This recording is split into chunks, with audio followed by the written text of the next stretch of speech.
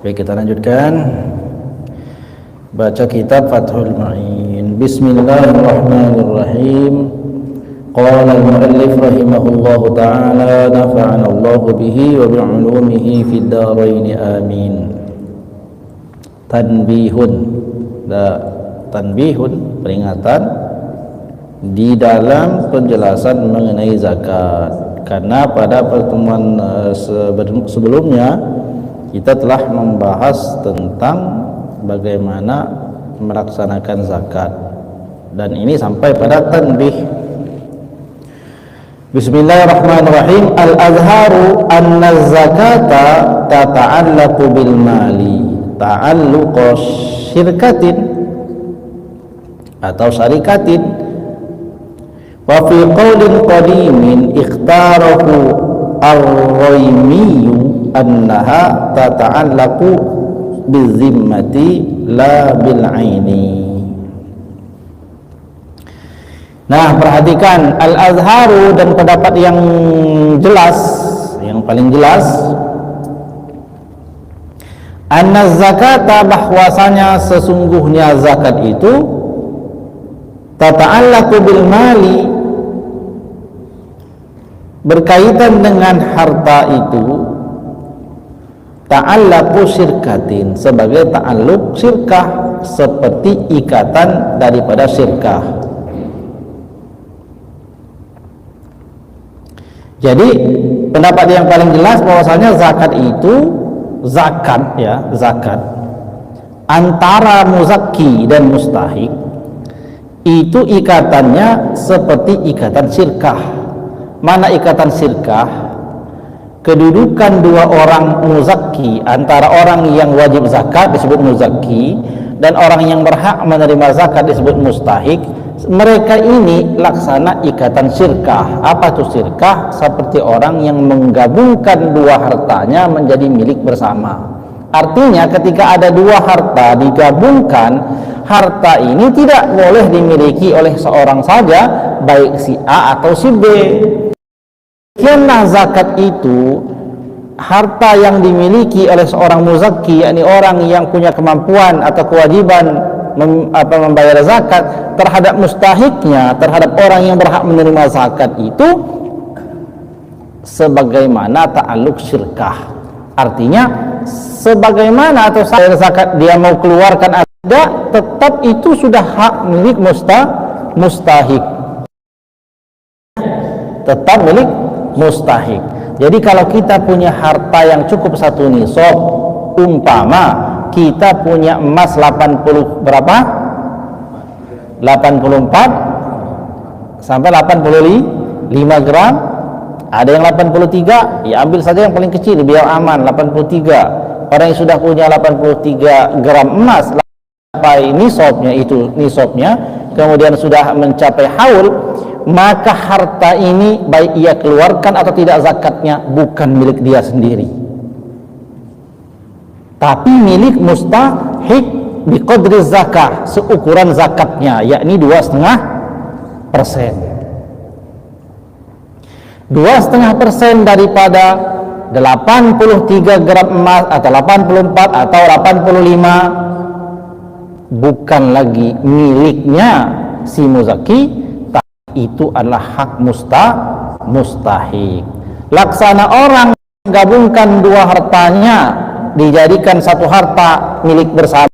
Si A ini hartanya 500.000, si B digabungkan harta 500.000, sehingga punya hartalah 1 juta. 1 juta ini milik orang berdua. Maka tidak boleh salah satu di antara mereka mengklaim bahwa harta itu milik saya seutuhnya, atau si A atau si B mengklaim itu adalah harta saya. Tidak, tapi di situ ada harta si A dan harta si B. Begitulah zakat. Di dalam zakat itu laksana syirkah, artinya memang sudah ditetapkanlah muzaki ini tidak berhak lagi atas 2,5% daripada zakatnya kalau itu emas, atau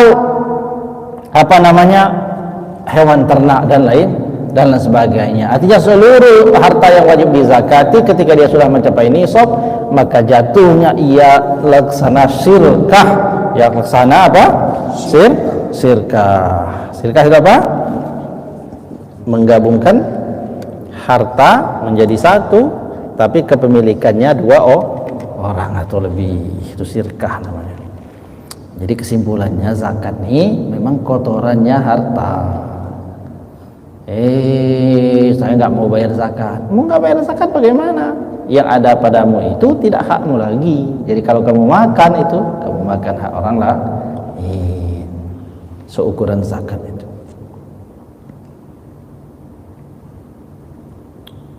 Paham ya? Paham.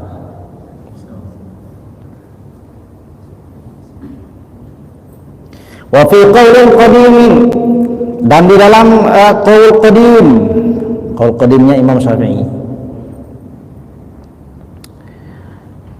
iqtarahu ar-Raimi, yang dipilih oleh Imam Ar-Raimi, annaha tata'allaqu bi zimmati la bil aini, bahwasanya zakat itu ta'alluqnya, ikatannya tadi itu bukan kepada bendanya tetapi kepada tanggungannya.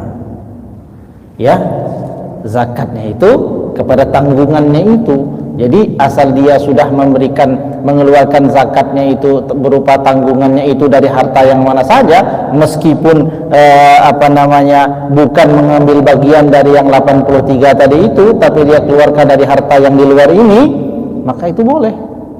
Kenapa? Karena dalam qaul qadimnya Imam Syafi'i, bahwasanya zakat itu ta'alluqnya itu kepada zimmah, kepada tanggungan, bukan kepada bendanya. Ya. Nah, dari sinilah ulama yang memfatwakan boleh mengeluarkan zakat itu dari harta yang lain.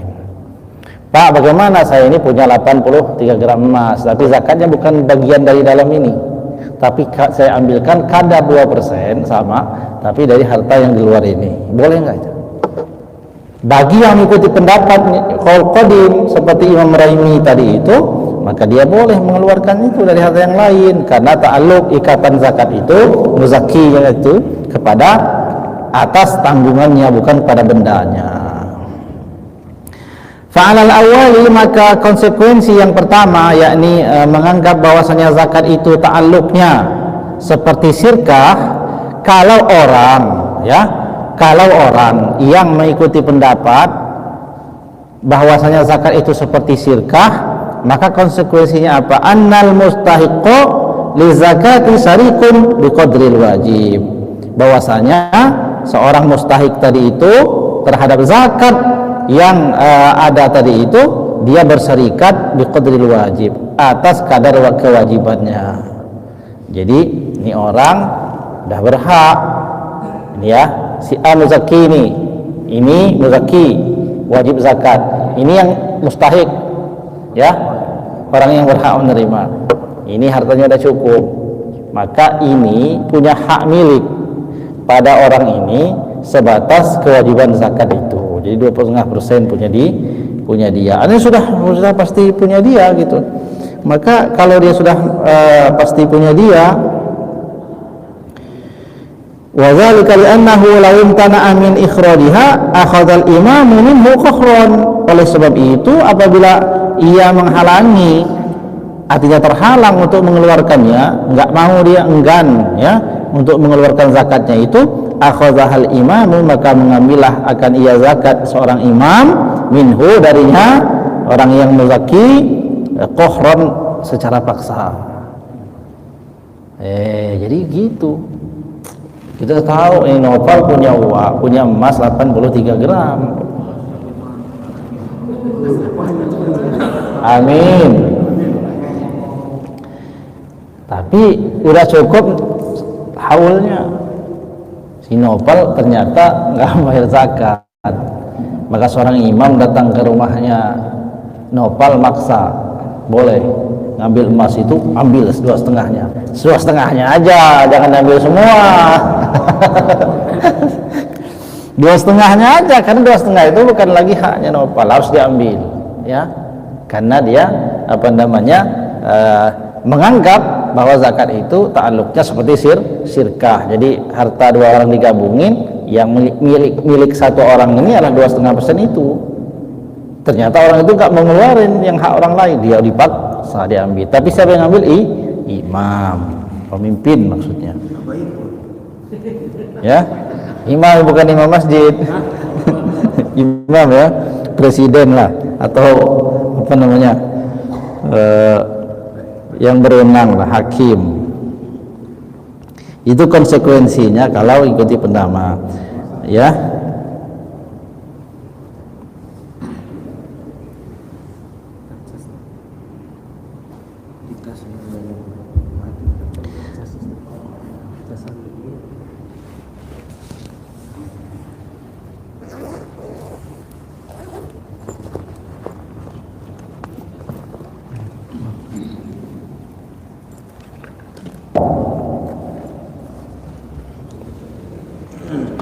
Ya, kama yaqsimul malal mustaraka qahran idzan tana'a ba'da suraka'i min qismatihi.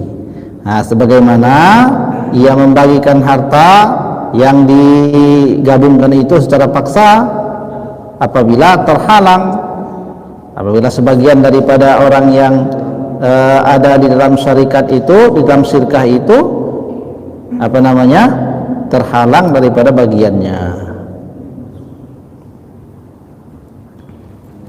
Walam yufarriqu fi syarikati atau fi syirkati bainal aini wad dain.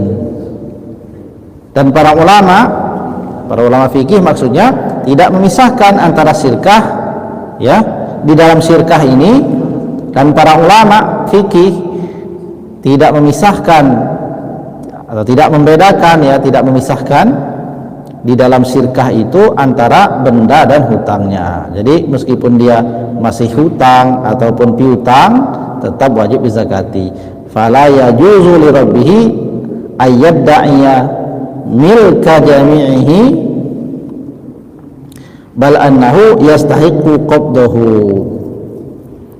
Maka tidak boleh seseorang pemilik daripada harta tadi itu, salah satunya, kemudian mendakwa ataupun mengklaim ia memiliki seluruh harta tersebut, tetapi ia hanya memiliki sebagian daripada harta itu.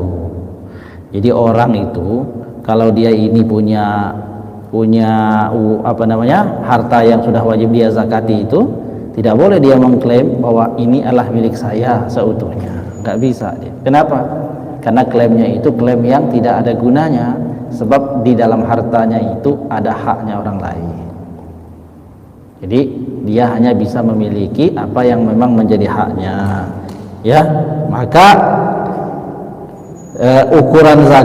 seukuran zakat harus dia keluarkan, barulah sisanya itulah yang menjadi miliknya. Walau qala ba'da haulin, dan seandainya seseorang berkata ba'da haulin, setelah haul, in abra'tini min sadiqiki, ini udah pindah ke pembahasan masalah suami istri. Ini begini kalau kitab ulama zaman dulu nih, kitab salaf nih, pindah-pindah ini. Walau qala ba'da haulin in abra'tini, apabila engkau membebaskan untukku min sodaqiki, daripada maksudnya ini mas kawin mu itu, fa anti taliqun, maka kamu tertalak, maksudnya bebas dariku, aku ceraikan. Fa abra'athu minhu, maka seorang perempuan tadi itu benar membebaskan maharnya. Lam tatlub li'annahu lam yabra' min jami'ihi bal mimma ada qadri zakati. Nah, begini maksudnya. Saking hak kepemilikan zakat tadi itu memang miliknya orang lain, sampai-sampai seandainya ada seorang suami ngomong sama istrinya, istrinya tadi itu diberinya mas kawin. Mas kawinnya itu sudah sampai nisab. Contohnya Ferry nikah, Ferry kalau nopal kan udah. Ferry nikah sama siapa nikahnya? Sama siapa? Sama perempuan. Kalau sama istrinya berarti sudah nikah. Ferry nikah ya, nikah sama siapa? Sama perempuan, seorang perempuan yang halal dinikahi. Mas kawinnya, maharnya sudah sampai 1 nisab emas, artinya 83 gram. Ferry nikah kasih mahar 80 gram emas, 83 gram emas ya, atau 84 atau 85, intinya sudah sampai 1 nisab emas, sudah wajib zakat. Setelah 1 haul, setelah 1 tahun, kan emasnya istrinya tadi itu wajib zakat, ya kan? Wajib zakat, wajib zakat. Lalu seorang laki-laki tadi ngomong, seandainya engkau, laki-laki ya, Ferry tadi ngomong sama istrinya, seandainya engkau membebaskan aku dari mahar itu, maka engkau bebas, artinya cerai. Kalimat ini tidak menyebabkan cerai. Kenapa? Karena di dalam 83 gram emas tadi itu ada hak yang bukan haknya dia. Jadi seperti itu. Sampai cerai talak pun batal, tidak sah, lantaran masih ada zakat yang belum dikeluarkan dalam harta itu. Ya, begitu juga dagang, begitu juga yang namanya gadai dan lain-lain. Jadi seorang suami pun seperti itu. Andainya kamu bebaskan aku dari mahar itu, kamu bebas cerai. Ternyata perempuan itu benar, aku bebaskan kamu dari maharku itu. Orang yang nggak mempelajari ini menganggap, oh sudah cerai ini berarti. Tapi ternyata tidak. Kenapa?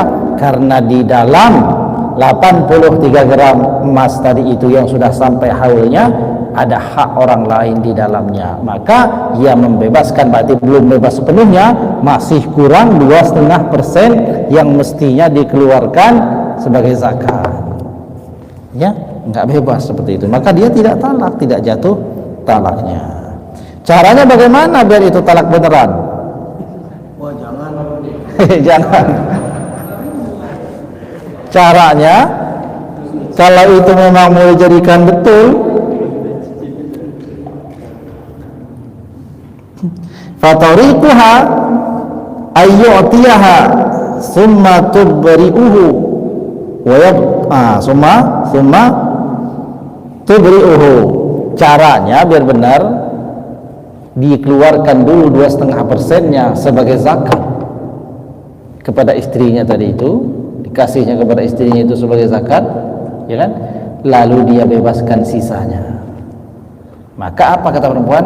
Aku bebaskan engkau dari maharmu yang jumlahnya sekian dikurang 2,5% tadi itu. Kalau begitu akadnya, maka cerai mereka pada saat itu. Kesimpulan ini contoh, andai terjadi betul, tapi alangkah ribetnya nih. Ya, poinnya mana? Zakat itu bisa menjadi sah dan tidaknya perkara yang besar, baikkah itu dagang, baikkah itu gadai, sampai talak sekalipun yang digantungkan kepada sesuatu benda yang di dalamnya ada zakat yang belum dikeluarkan. Wallahu a'lam bishawab. Wallahul muwaffiq ila aqwamit thoriq. Wassalamualaikum warahmatullahi wabarakatuh.